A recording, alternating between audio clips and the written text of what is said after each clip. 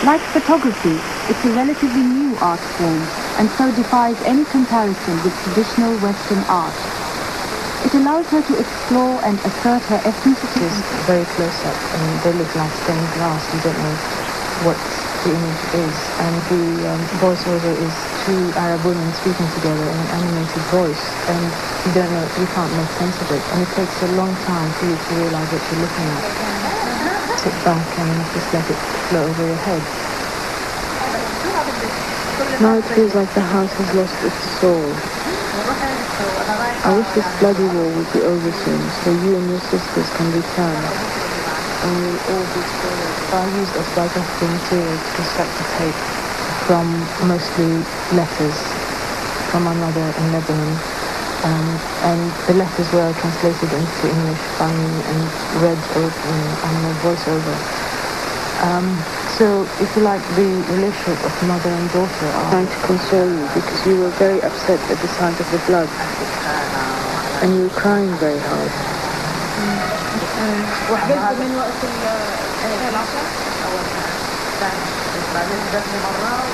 If I remember well, I said you should consider yourself very lucky to be a woman, because you only have to think about it once a month, whereas men have to shave every day.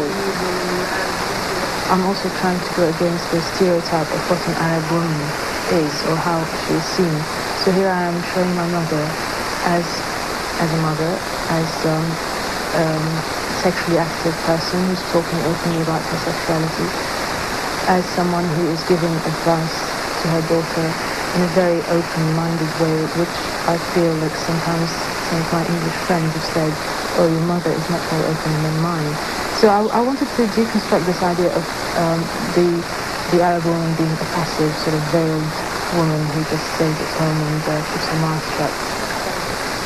I've been enjoying your letters enormously and I enjoy answering your questions, although they are sometimes weird and too probing for my liking, away from this terrible war that seems to go on forever. Displacement, disorientation, loss, a sense of loss that carries you through the tape. Trying to make a portrait in reflections of exile and displacement. Someone who's trying to reassemble an identity for herself out of the confusion of the different inputs into her life. So I try to construct it in such a way that every frame speaks of closeness and distance. The images of my mother have been taken from a close distance, and also it's a very intimate situation. And also the letters in Arabic laid over the image become a barrier, a veil. Some people saw the Arabic writing as balm. You get this sort of claustrophobic feeling in the tunnel when you walk in. But I wanted to contradict it with that sort of feeling of maybe hope that comes from that light shining down the manhole. So I basically created a situation using the bars to block off the end and then click. It's very difficult. As an artist, one is from a certain class and race, but those are the things that go into making your work what it is. It gets to the point where you are only perceived as, we need an Asian artist or we need a black artist, and so the work does not necessarily get perceived as itself. And even when you deal with issues which are global, they still get marginalized just by the nature of who you are.